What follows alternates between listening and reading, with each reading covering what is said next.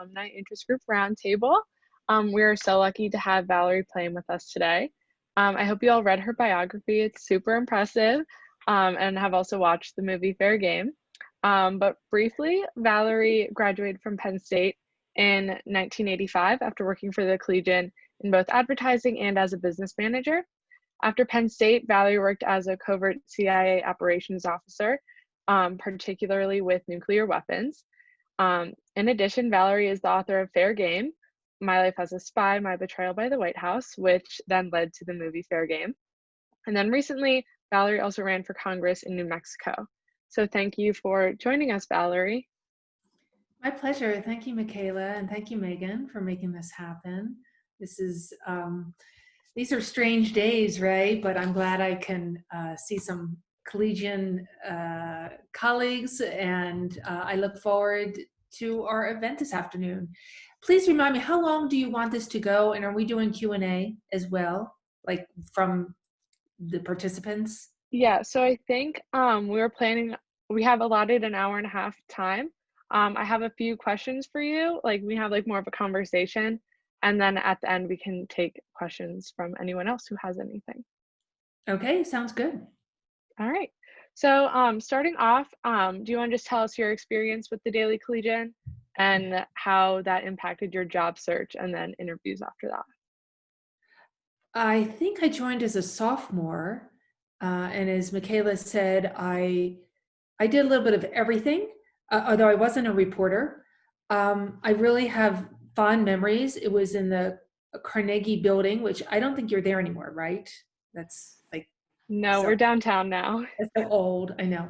But it was right, right on campus. And I have to be perfectly honest, once I left Penn State, I was recruited at 21 right in to go into the CIA, and I did all my training and lived and worked overseas for many, many years. And it wasn't until I came back for homecoming, I think it was 2009 or 10, that I sort of reconnected with Penn State. So there was a lot of time there that I was not, there's a block of time that I'm not quite sure all the things that went on, but I am really proud to be a Penn Stater and have this as part of it.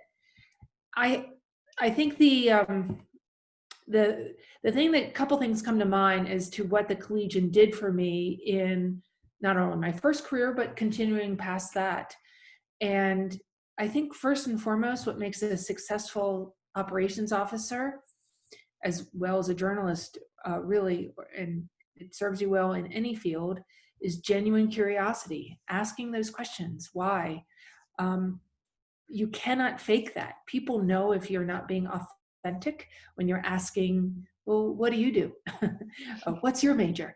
And my time at the Collegian, because it was those two pieces coming together, there was both the editorial side and the business side, very different sorts of people that were attracted to either of those.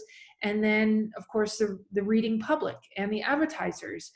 For me, I found being able to move smoothly between those different groups and those stakeholders and what they wanted, and bringing that curiosity with me was really helpful, and something that carried over into what I developed in going into operations at the CIA. So I have really good memories, and they were positive ones, because not only the friendships you make and the sense of community, but real pride of you get to see you're doing a tangible project, which you don't always get to see. Like, I did that every day, so it felt good on many counts. Yeah, that's awesome. I can definitely tell just like going through, and like I'm only a junior, but like I have just learned so much, and like I love my major so much more because now like I know like more things that I can do with it.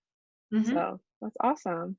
So did you have like an interview process for going into the CIA after Penn State? Absolutely. They came on campus, and it was really only by chance that I was able to attend the interview. I don't remember exactly. I think I was scheduled to go on spring break down in Florida with my girlfriends, and something happened and that fell through. So I think I went back to campus early, and they happened to be holding those sessions then.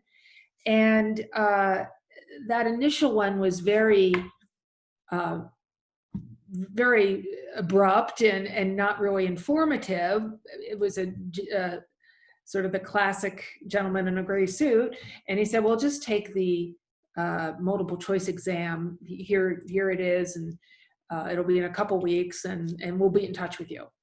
All right. So I did that, and I guess I did really well. And I proceeded down the path of applying, which took about 6 or 8 months to do the whole thing. And it's, as you might imagine, increasingly intense. They are looking at you from every different aspect. They're looking at you psychologically, your security background, any medical issues, what sort of skills do you bring to the table.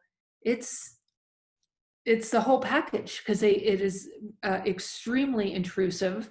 And I can't say that I grew up thinking that I wanted to be in the CIA. I didn't at all. I had no idea that was a career option. But I will say that my father was an Air Force officer. So I did grow up with this sense of public service. He served in World War II and was a career Air Force officer. My brother was a Marine in Vietnam. He was wounded there.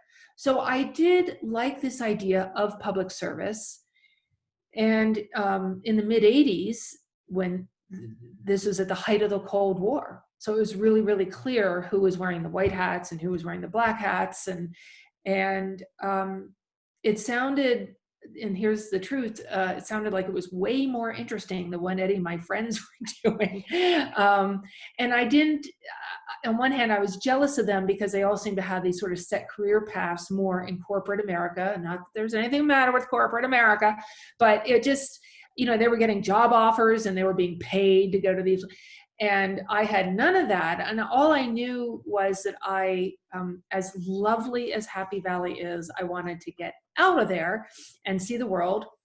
And so this seemed, and when you're 21, as I imagine many all of you are around that, you figure, well, why not? Okay, I'll try it out. So I was accepted into their operations. There's, very briefly, I'll explain, there's 4 main parts of the CIA. There's the operations, and that is where they primarily, that's the reason it exists, to provide, hopefully, quality intelligence to our senior policymakers. There's a Directorate of Intelligence. Those are the analysts that are writing up those reports that coming in from around the world from different sources. There's the Directorate of Science and Technology. Everyone knows who Q is in James Bond. And although no shoe phones, never use a shoe phone. And then finally there is admin. So I was in the vanguard of women that was hired specifically to go into operations, because prior to that, and it still is very much, it is an old boys network. That is that it was founded shortly after World War II ended. And they drew from the Ivy League white male to become those generations of those officers going out and recruiting spies. And slowly it was dawning on them that they needed, if they really were serious about this, one of the things they really needed to do was become more diverse in who they had in their employment. So not only was I female, but I'm pretty sure I was one of the early ones that actually came from a state school. And I quickly felt like, I didn't know what to expect. Believe me, I had no idea. And certainly the internet, as we know it today, did not exist where you could research everything. I had my reservations, but again, at 21, you're like, why not? And I liked the idea. The people that I were with were so smart and so interesting. And so they put us through all this training. In my case, you do paramilitary training, and then you do tradecraft training where you kind of learn how to be a spy, how to communicate, you do all that. And then depending on where you go overseas, there might be more training with language or surveillance and so forth. And I ended up overseas and in my first assignment, and that led to the next. And over time, I developed my expertise in nuclear counterproliferation, which is where I really found my home and my passion for what I was doing. Wow, that's awesome. Just hearing your story is really inspiring. So sounds like you need like a lot of confidence to go through this, especially as like one of the few females. So how do you think like the Collegian helped you like gain confidence and like know what you were doing? So, good question. I can't say that there's a direct line per se, but anything that you're going to be doing while you're at school in this relatively protected environment, um, where it doesn't seem to you, but you have fewer worries than you than you will, um, that allows you to explore, allows you to ask those questions of yourself. Well, what, or and find out for yourself, what am I good at? What are my strengths, and what am I not so good at? What do I want to stay away from? Those are questions that I think young people don't ask themselves or reflect upon deeply enough because there's all sorts of pressures on you. Sometimes your parent or parents are bound to determine that you're going to be a lawyer or something else, um, and that's not really what you're good at. Or you have your own notion of what you should be doing, or there's all sorts of things, and it takes a while to sort out who you really are and what you're really good at. I liked, I did a stint selling advertising. And the reason I liked that, it wasn't because I'm out moving around. I'm going to all the merchants downtown on College Avenue. Uh, and I found I liked that much better than really sitting at a desk. I'm not a, yeah, I want to be interacting with people. So that was something that kind of went click, in my head. And so that the best way to answer it is whether it's frankly the Collegian or any extracurricular activity that you throw yourself into, you're just learning. Everyone here, you're learning who you are and where you want to contribute. And so any of these hopefully will begin to add to your understanding of what you want to do. And if you're lucky, it actually leads to a career or something that you can do to pay the bills. But in any case, it's going to tell you more about who you are. Awesome. Yeah, that's really good advice. Um, so yeah, you said that you just like luckily came back in time for this interview. So do you think it's like just important to just go to as many interviews as you can, try to kind of find where you would fit best? Absolutely. And if for nothing else, in terms of those interviews, and they have that career center, I'm sure it's way better than when I was there, which it wasn't very good. But um, it's just for the practice of it. To And some of them will try to trip you up and throw you off your game. Um, I think the reason I honestly, looking back, uh, the reason I did so well was because maybe I hadn't thought it all the way through. It's not like, oh, this is something I wanted my entire life and I'm all nervous for the interview and then the resultant interviews. It, it dovetailed nicely into something I already felt, which was going overseas, public service, something international, uh, and had the human element to it. But it's not like I could have told you what that was. So interviews, I would absolutely recommend that you do what you can. Go to the ones you can, even if you think you have no interest whatsoever. And if you really, I'm a big believer in when you get to the point where everyone talks about internships, and it seems to be way more intense than it ever was. And yes, they are important, but there's a lot to be said about um, getting that experience. But there's a lot to be said about doing informational interviews. And by that, I would consider, say you're more academically inclined and you're thinking of yourself maybe at a think tank in Washington, D.C., you could see yourself there. Well, if you call up these think tanks or email them, they're going to be like, no, sorry, no openings, end of story. And that just ended that right there. But if you write them and say, I'm going to be in Washington this week, and I would love to stop by just to an informational interview. It's less threatening. They don't have to explain to you that they don't have any spots. And then maybe your own anxiety is ratcheted down a little bit, if you know what I mean, but you still learn, right? And as you're walking out the door, you actually have a real conversation with someone who says, this is the greatest place ever to work, and you want to, or someone will tell you, don't apply here, it's awful. And so that's, I think it's just important to be very open to different possibilities. And I remember feeling that pressure even then. Like I said, all my friends I felt were getting jobs. I had no job, and oh my God, what am I going to? And I feel very fortunate that in many ways I fell on something I happen to be really good at, and it unfolded into a career. But I couldn't have told you that for, let me tell you, for sure. Yeah.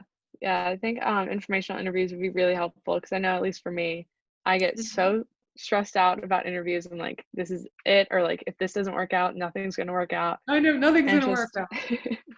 yeah, Well, it's it just lowers a lot your of pressure. everyone's anxiety. You Mhm. practice. And I would just add one more point. If you actually have chemistry with this person that you're speaking to in an informal way, maybe, of course, you should always follow up with a thank you. However, that is done appropriately. And there's nothing horrible with saying, can you give me any feedback on how I presented myself? And if they're in the mood, they'll tell you, you really should have taken out 10 of the 20 earrings in your, I don't know, whatever. You know what I mean? Like Mhm. they'll Yeah. give you feedback that is useful. Like, okay, I gotta be a little more conservative in my, Mhm. as I present myself. Yeah, and I think that's also helpful, like, with all of us working at the Collegian, like, we have more experience, like, speaking with outside people outside of our organization, so I think that will definitely help us in the future as we're all getting to the interviews. Um, so is there anything, like, at the Collegian that you think specifically helped you in, like, your high stakes work environment, or anything that we could be doing now to prepare us for a more high stakes work These environment? are just good habits that you develop, which are called things like deadlines, being responsive. There is, I get ticked off when someone cannot even be bothered to, you don't have to answer everything in that email that you just ask for something, but to be able to respond and say, thanks for your email, I'll get back to you. I'm putting out a fire, I'll get back to you as soon as I can. It's just responsible. And those are those professional traits that you are learning now at the Collegian that will hold you in good stead. uh, I myself am learning to, I'm still learning to be more, I think I tend to explain, I think women do this more. I think I explain too much in emails. Like I should just say, no, Mhm. thank you. That's a full sentence. That's a full sentence. Yeah. Um, and because I no way mean to be patronizing, but because you're young, you're still learning all this stuff, and you feel, particularly women, do feel like you need to explain. Because you want to please, right? You want to please someone, and so you're like, well, I'd really love to, but I can't on Tuesday because da da da da da. No, no. So I am learning to how more, without being rude, but just be more mindful of how I am responding to people in a professional way. And that's what working at the Collegian in any capacity is going to, I think, is going to teach you. Yeah, definitely. Um, so you said that the Business Career Center wasn't the best when you were here. Um, so Where are is there it any other now? Where is it located now? I'm just curious. it's in Smeal still. Okay. Like they come and talk to our classes sometimes, but actually we had to do mock interviews there, which Oh, was pretty good. nice. Hmm. Yeah, so they're getting better. Um, are there any other resources you can think of that we should be taking advantage of while we're still in college? I would continue to read as widely as you can, and whether for current events or, I mean, of course you've got a stack of books that you're supposed to read for your studies, and it's hard to think about going beyond that. But believe it or not, you have more spare time now than you ever will again, and being able to prioritize that time and organize yourself, of course, is a really key function of going off to college. I mean, this is obviously such a strange time for us now, and how you are experiencing university. I mean, Zoom, this is just so strange. Mhm. My own kids are in college now, and we're all just going to be changed on the other side of this. We just don't know how. I like that. I do believe that a silver lining in this is, I think we are all hopefully rethinking, where do we really want to put our time and our energy and our focus, because it just seemed like we were at an unsustainable level before, trying to do everything for everybody. And now we have a lot of my friends that are really more introverts by nature. They're like, I've been waiting my whole life for this, because you get to pick and choose uh, where you want to show up. I mean, obviously, some things you can't, like your Yeah. classes, and you should go to all your classes. But uh, your generation is going to be marked by this in ways we don't understand yet.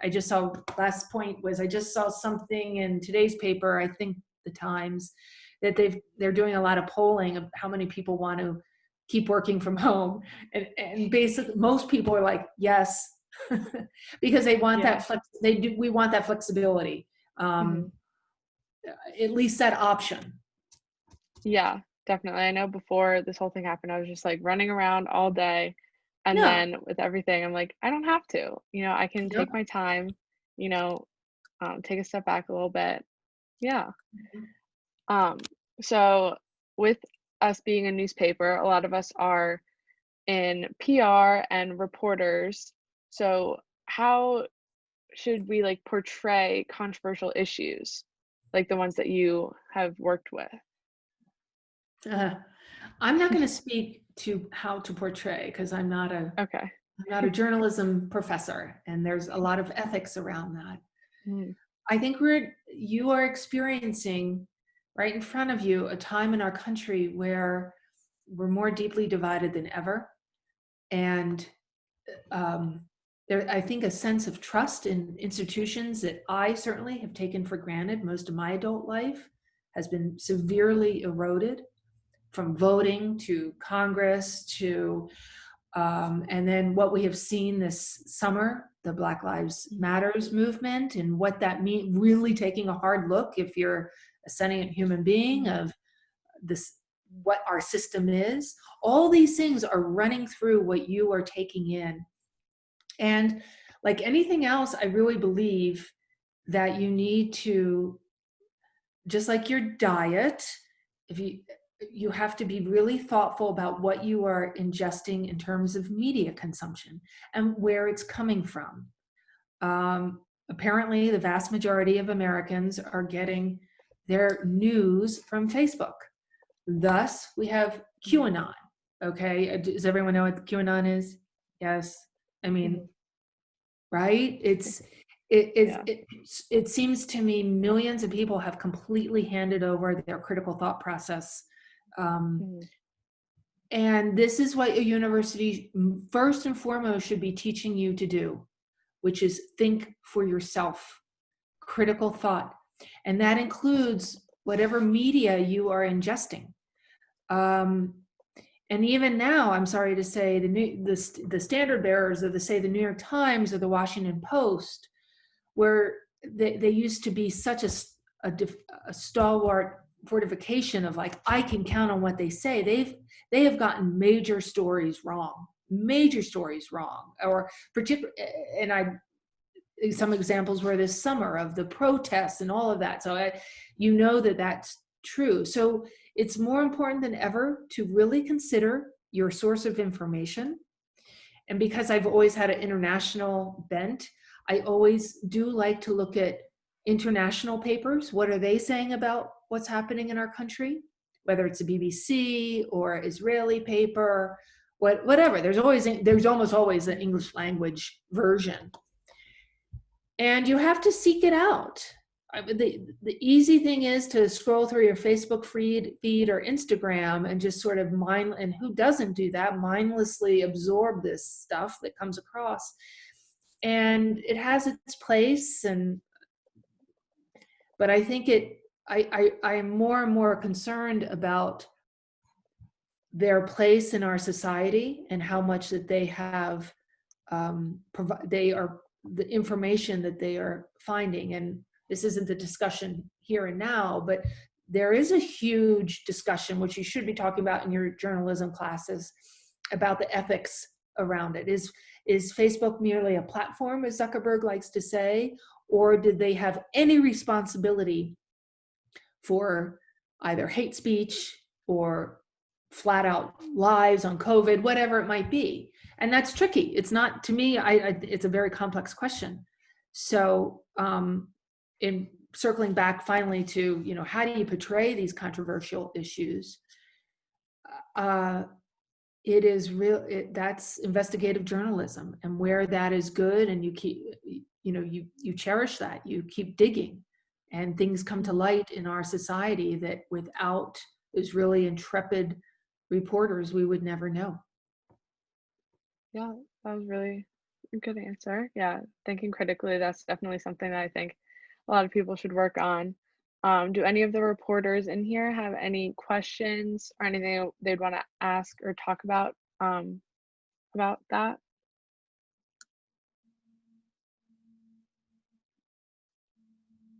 You can think about them. Yeah. So yeah, so why do you think, just moving more into like other companies, because you have been working in lots of other things, why is it important for a company to manage its culture and like its conduct risks? Mm-hmm. I think risk, and we're understanding that now. I'm not affiliated, but a good friend of mine runs something called the Santa Fe Group, and what she does is something called third-party risk. And what that means is, if you are you're some corporate entity, you're working for a corporate entity, in most cases, if not all, you are going to be relying on outside suppliers, or someone is supplying your software, or someone is doing your logistics, all those many pieces. And therefore is a huge it's called third party risk of, maybe you're a good actor, but that party that you're contracting out to is not. They're a bad actor, or they provide, or maybe it's not even intentional. So I think as all of us are recognizing now how important culture is in any organization.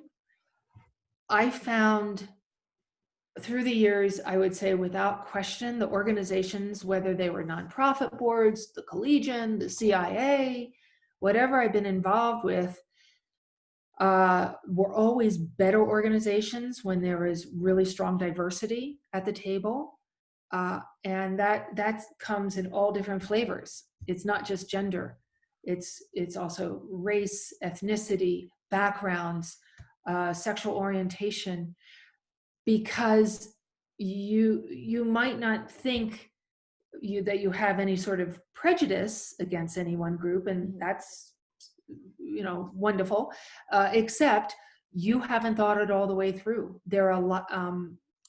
I've been many a meeting that has been stronger because someone with a different viewpoint said, what about this? And no one else had thought about this.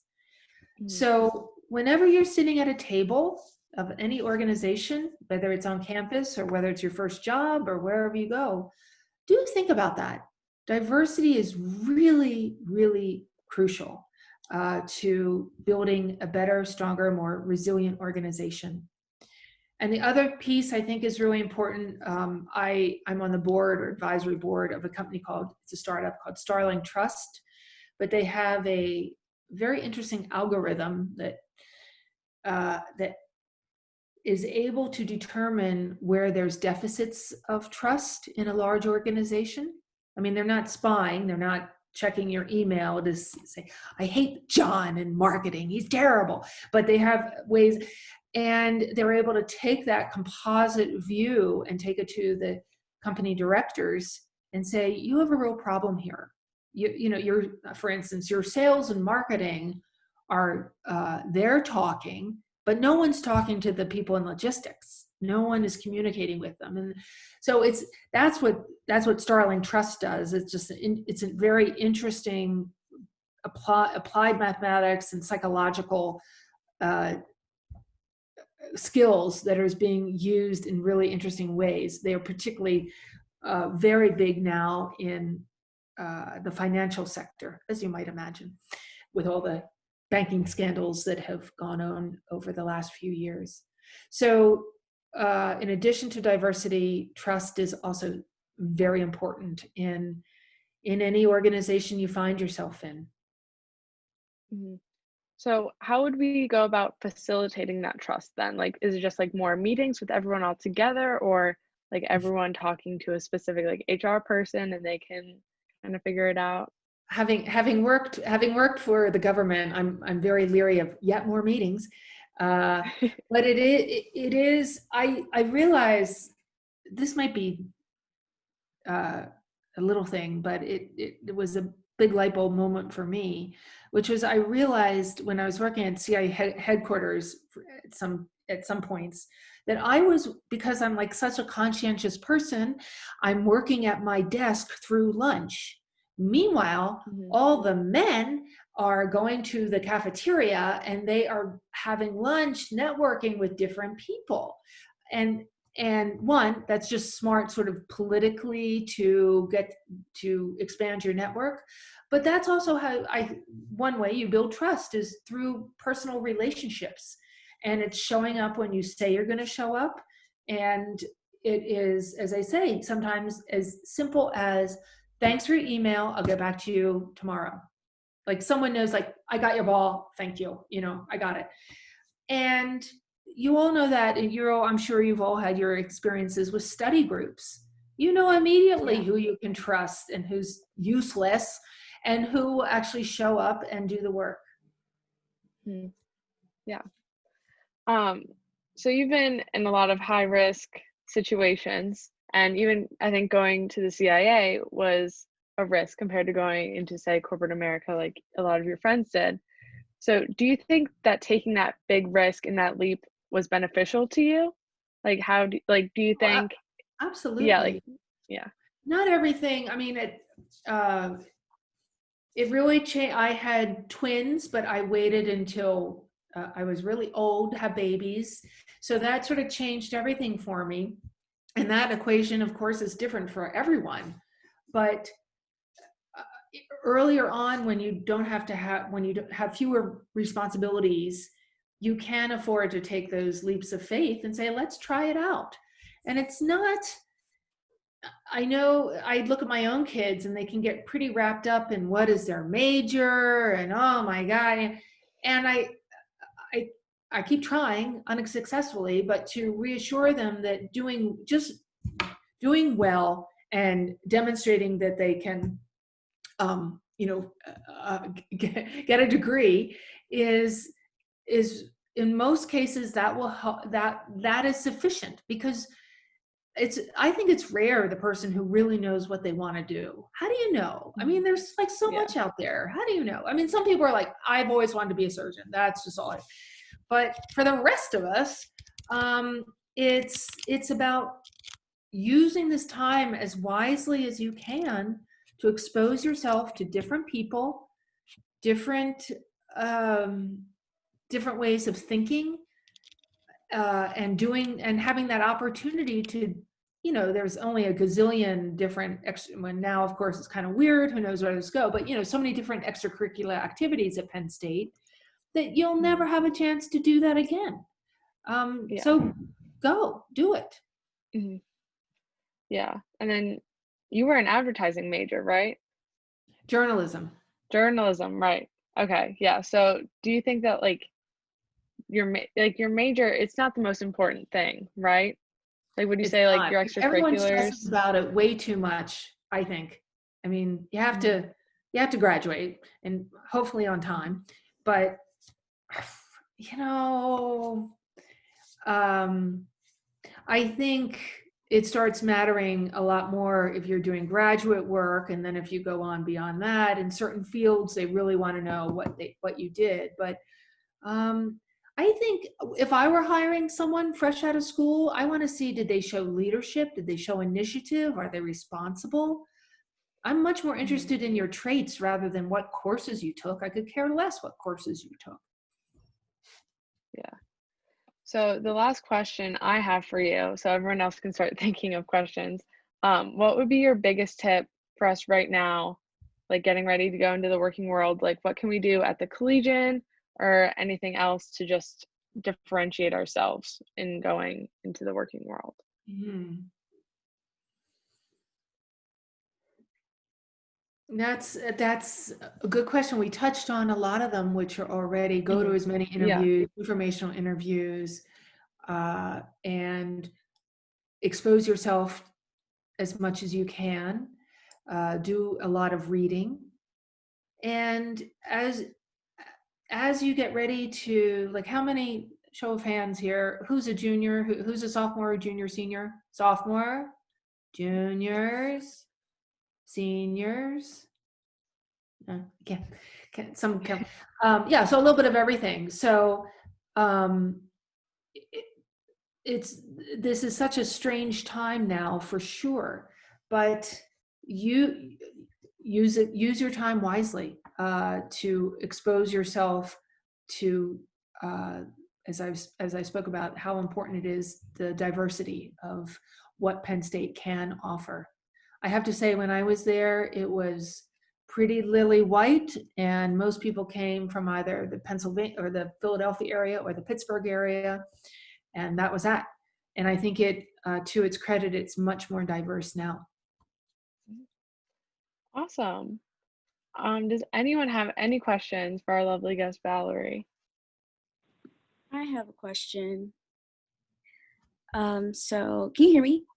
Yeah, I Yes. can. Go ahead. Okay.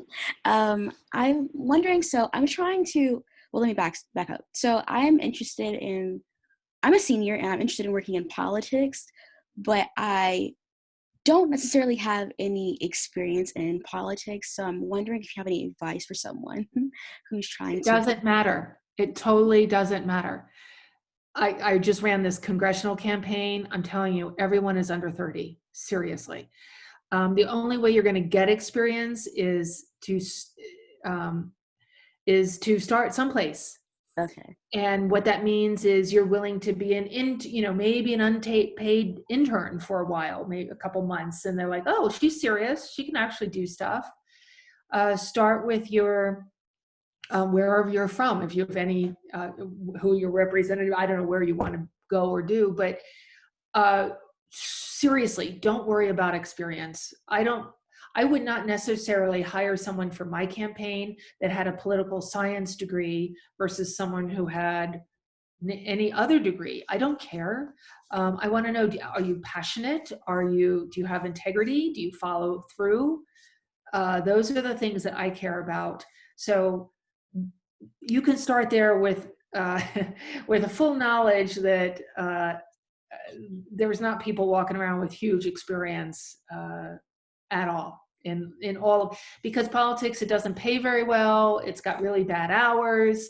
People have to be passionate about it, and to get into it. So that's what they're counting on. I'm also curious. So how long were you working with the CIA? Like how many years? 20 years. 20 years. So with those administration changes, I assume that there were probably choices or things you didn't agree with that you were assigned to do. So I'm wondering how do you have any advice for people that have orders that they don't necessarily agree with or work for people they don't necessarily agree with? Yeah, well, I assume that you're referring to sort of the morality of it, Yeah. and particularly in the CIA, that comes up more than say other jobs.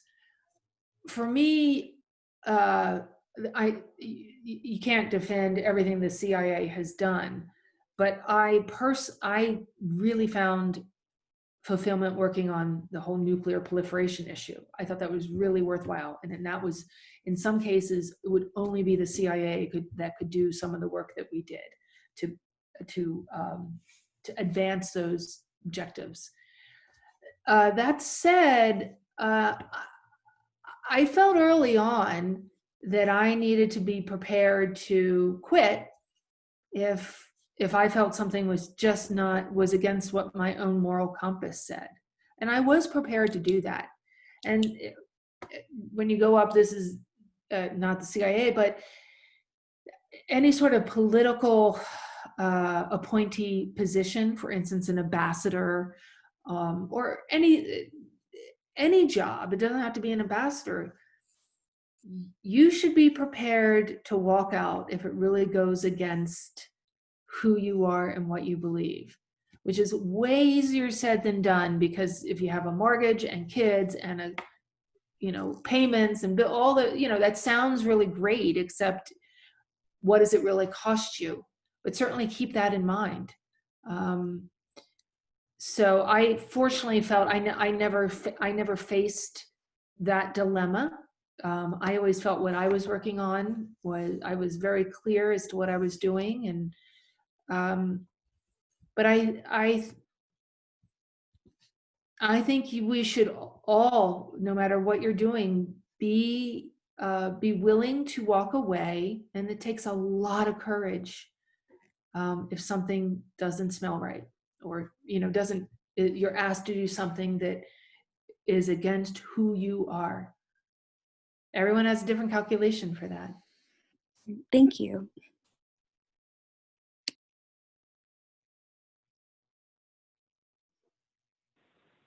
Yeah, go Thank you, ahead. Markayla. Oh, sorry. I'll just say thank you, Markayla. Those are great questions. Hi, I'm Jess. I'm on the new staff at Collegian. I just wanted to ask you if in your personal life, when you're like dealing with stress or like you have like bad days and like you transfer to your like work, what's like a good advice for people who are like struggling in their personal life but like still has to do like all this work? Yeah, we all are experiencing extraordinary stress right now. I feel as the election gets closer, there's a sense of dread. I don't care where you are in the political spectrum. There's of course the whole COVID madness, and of course you're in a really unique situation, and what is going to happen. I'm sure you're getting updates every day that change of what your class situation is and so forth. So again, it's I go back to, I believe that the silver lining in this time is about picking and choosing more mindfully where you want to put your efforts and your energy. And in college, there's so many things that are tempting, and but and you try it out, and you got to go, does that really serve me? Does that really serve who I am? Does that really, okay, I learned something from it. And you'll make mistakes, and that's okay too. You'll make like, oh, let's not do that again. Everyone, I mean, when I was outed from the CIA in 2003 and went through basically years of chronic stress of being in the media, and it was just that's a whole conversation for another time. And I know people were well-meaning, and they would tell me to do yoga or meditate, and when you're in the thick of it, sometimes all you can do is put one foot in front of the other. I'm not going to lie. I am not going to lie. Sometimes you just have to muscle through and draw on reserves that you didn't maybe knew you had. It's important, I think, particularly at this age now, to build up sort of this invisible muscle of resilience, because life, right? Life goes sideways. How do you handle that?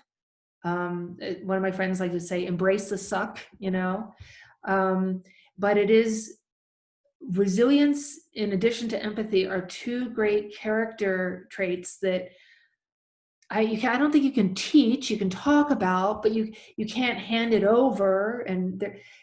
But do think about it. What are you resilient? How are you building up your own resilience? Whether when you're sick and you're stressed out because you've got exams or there's socially stuff going on, how do you recover? How do you recover from things that didn't go your way? And that is crucially important. We're still very much a society that cheers success above all else, and that's all wonderful. Except I think there's some books that have been written on this. There's a huge power as well to both failing and recognizing what you learned from that, and secondly, being open to being vulnerable. That works on many, many levels. So. Long answer, but a lot of things.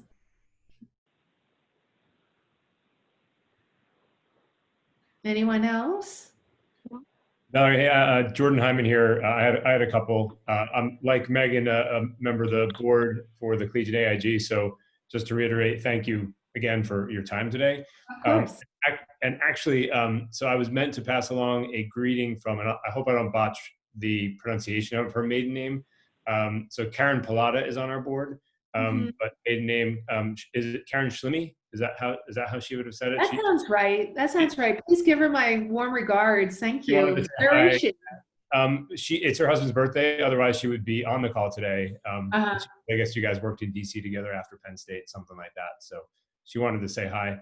Is she in DC now? Where is she? She is. Where is Karen? I actually think she's Chicago.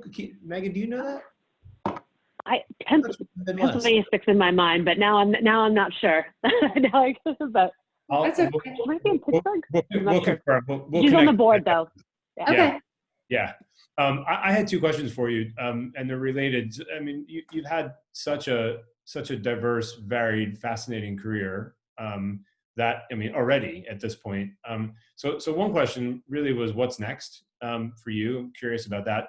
And also through the lens of the students that are on today, and some of the things that you've focused on and been passionate about and written about and talked about, from climate change to social media. Just curious, like where you see kind of the career market going. So as students come out into the real world, either as this craziness persists or maybe some of it subsides, where do you see opportunities, and what any seed plants there for them to think about? Got it. Well, thank you. A pleasure to be able to do this today. So for me, for what's next, for the first time in ever, I'm just allowing myself, I'm giving myself the gift of just taking a breath, which I haven't done in ever, maybe.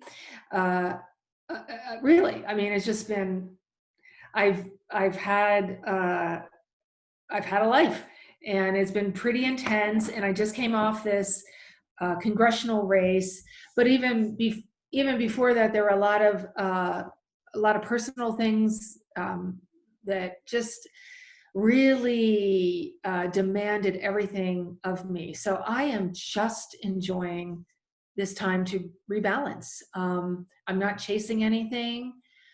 So the real answer is I don't know, and I'm okay with that for right now. I'm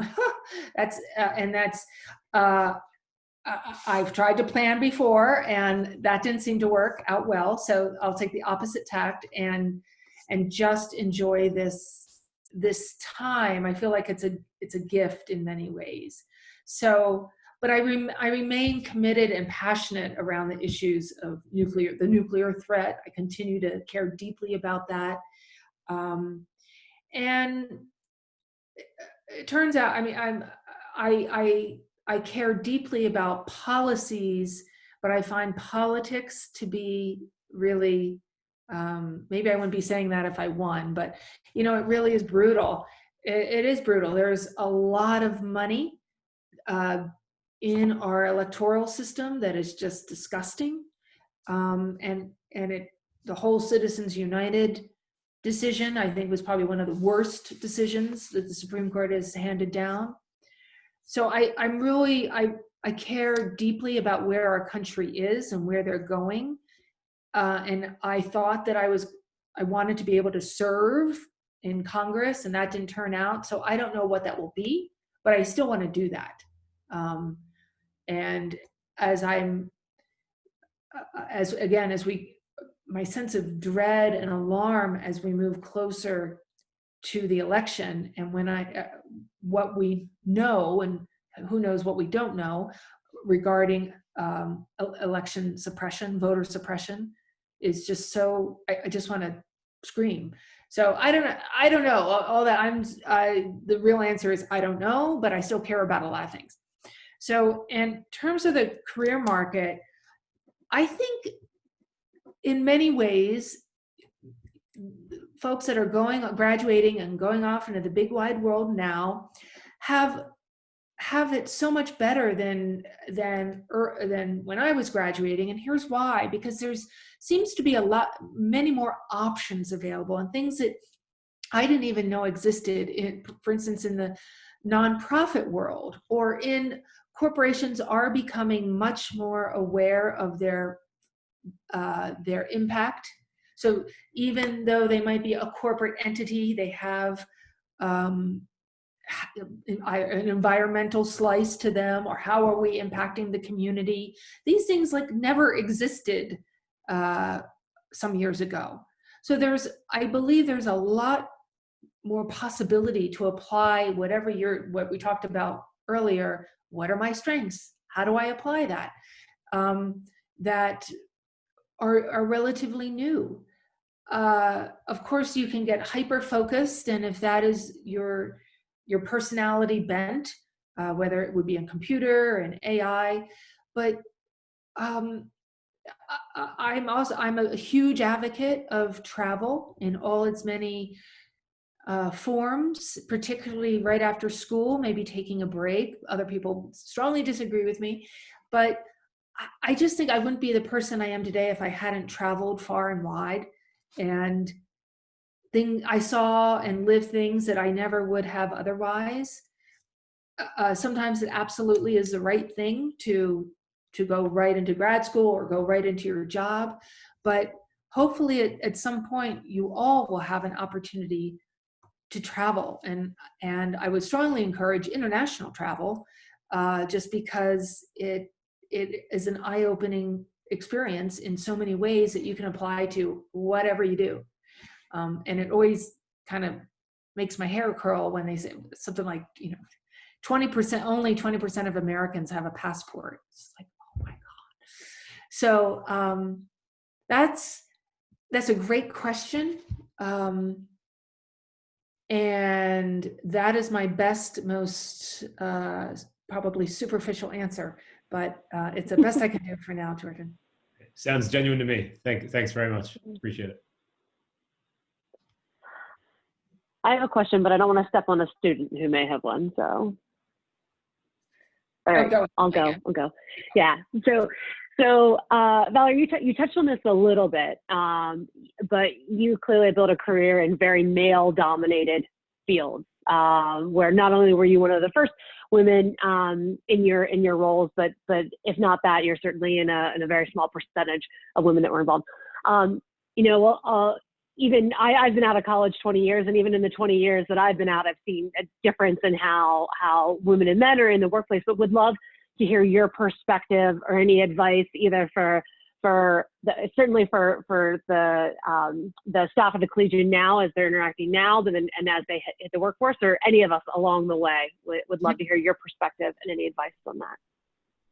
Sure. Yeah, I think I was able to be successful because I went after what I could get rather than things that felt unattainable. I mean, obviously, look at me. I am never going to infiltrate a Hamas cell. You know, that's not going to happen. But I could really plausibly pose as a businesswoman buying nuclear parts.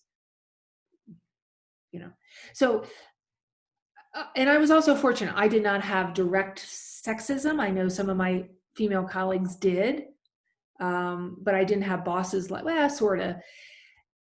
I will say this, that my daughter, I have twins. I have girl boy twins. They're 20 years old. They're both rising juniors, and particularly my daughter, but both of them really. You now, because of the whole Time's Up and Harvey Weinstein and that, there's a vocabulary now that literally did not exist when I was starting out in my career. I couldn't have told you what sexual harassment was. You know, I just knew, as we all did, the creepy guy, like stay away from him, you know? And so I'm really pleased that I'm speaking to the students, your generation has vocabulary to think about this, and I find that very empowering, actually. And as I have to go back to that earlier point of my true belief that diversity is strength. And so many times, if you'll look at a picture of who's on the board of something, it's, you know, older white men. And so you have to continue, as a society, we must continue to say, this isn't right, keep going. This isn't, you know, we need to change this up. In terms of advice of moving through that, I go back to thinking about, I really focused on what I knew I could do and my strengths. And so that is how I think I was able to be successful. I would say maybe uniquely in some ways to the CIA, being a woman is definitely to my advantage in operations, because one, women are much less threatening. Women are seen as the nurturers, so I can get people to talk to me about almost anything. And that is, I think, a function of, again, being both curious as well as being seen as less threatening. And that those things are all really good when you're doing operations. And the fact is that throughout most of the world, women are really not looked at. They look through you.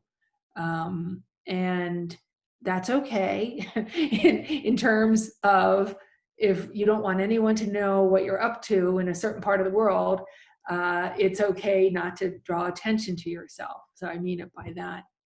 Does that make sense? It does. Thank you. I have another question. It's my last question. So I have a friend.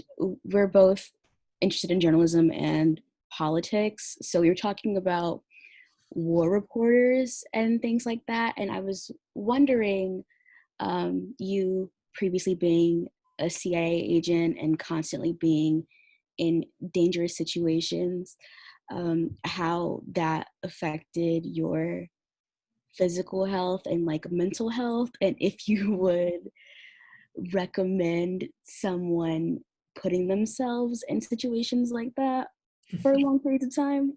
I think, well, you self-select. I think men and women alike, certain personalities are drawn to that adrenaline of danger and of being in the action. That's, I think that is, I think of these, particularly the female, but any war correspondent, that they feel most alive when there's rockets going over their hotel. And they want to be there to bear witness and they also thrive on that. Despite having worked for the CIA, that is not me. I want to take a very calculated risk. But everyone has a different way of approaching that. So,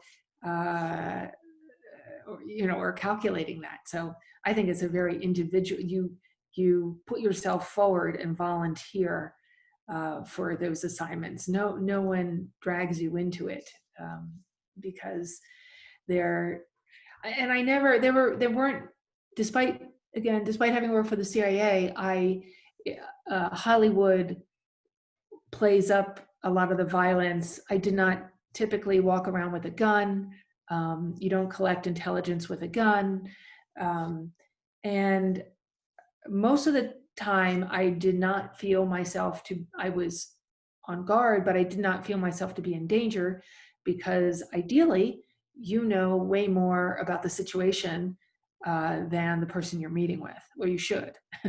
and again, it's calculated risk. If I walked into a meeting where I'm trying to get intelligence, or talking to having a meeting with a terrorist, for instance, I know that I have surveillance, and I have, I already feel I know what is,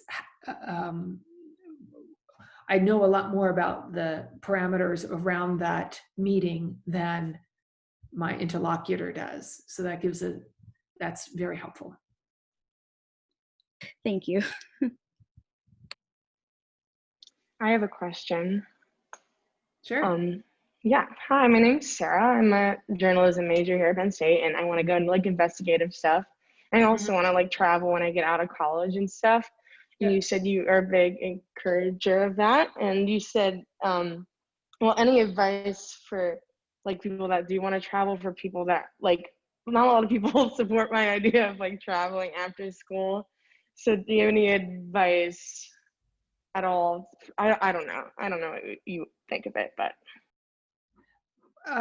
Well, again, of course, one big question is, how do you pay for it, right?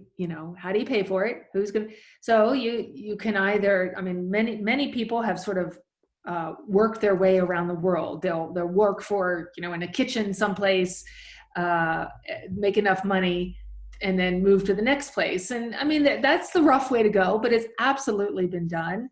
And there's now, it seems there's so many more possibilities of doing, you working for nonprofits, NGOs, that at least will give you food and shelter. Okay, that at least gets you out there. You never know what doors open up. I mean, like I said, forget about planning. Just take it, do it. And then you never know who you meet. And they're like, oh, you would be perfect for this. And so those are things you cannot plan for. You would never know if you didn't take that first step. So I say go. I mean, at most grad schools, if you've applied, you've been accepted, you can delay for a year. Okay. Gotcha. Thank you. Sure thing. What else, Michaela? I have another one. Mm-hmm. I have another one that I'll jump in. So I'm curious about within the after your time at the CIA, and then the current, I'll say, climate now. If anybody was prospective and was looking towards the CIA, would you recommend they look at a career within the CIA? Or if your kids were interested, how would you feel about them applying for the CIA? That's such a hard question. I truly encourage everyone to consider public service of some sort. It doesn't have to be the CIA. And it does feel right. It just feels right now that this is such an unsettled period, certainly before the elections. I loved my career. It gave me a wonderful way of feeling that I was contributing, and I was also getting to do really cool stuff. But again, there's so many other ways to consider doing that. What you can go to the Foreign Service route, or USAID, or I mean, there's many others. I really, I promise I won't get political here, but I think it's fair to say that the United States is suffering from a severe credibility crisis overseas, and a lack of real expertise in not only on the home front, domestic agencies, but, and it's been so highly politicized, and a lot of people are quitting because they can no longer support, going back to that earlier question of at what point are your morals compromised? So you do see a lot of that, people walking away from an entire career just saying, I'm done. I am not participating in this anymore. That said, gosh, we need bright, young, energetic people coming in, fresh blood, seriously, that are willing to move forward. And so that's why, even if my own kids were to come to me and ask, I'd absolutely encourage them with the CIA or anything else in government for that matter, despite how fractious and painful and vicious it feels right now. Thank you. I just have one question. So Valerie, I watched your movie, Fair Game, and I loved it. So I was just asking, do you like it? I did like it. Thanks. I thought it was a pretty fair representation of what happened. Even though obviously it's condensed and it's it was Hollywood. You got to tell a story in 2 hours. But yeah, I thought it was pretty good. And I hope did you see the director's cut? I did not, unfortunately. Okay, yeah, because that's the better one, Doug Liman's cut.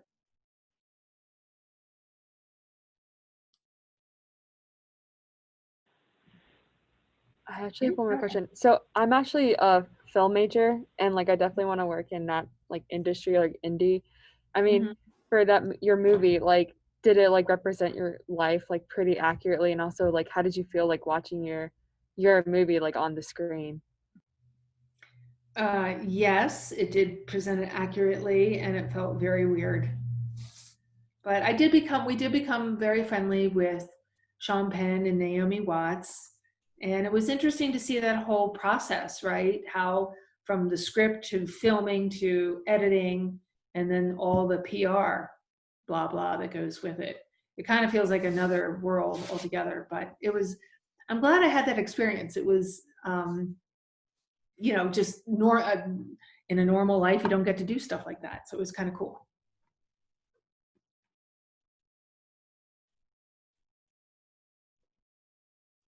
Does anyone else have any other questions or anything you want to talk about?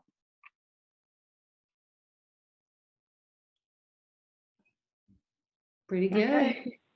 Valerie, thank you so much. It was such an honor to be here and talk with you today. Yeah, thank you so much. Thank you to everyone, and I wish you well, and I hope I said something that that either made sense or made you think again. So I appreciate the opportunity. Thanks, Valerie. That was fun. Thank you so much. Thank you. This is great. Thank you. Thank you. Bye-bye. Thank you, everybody. Thank you.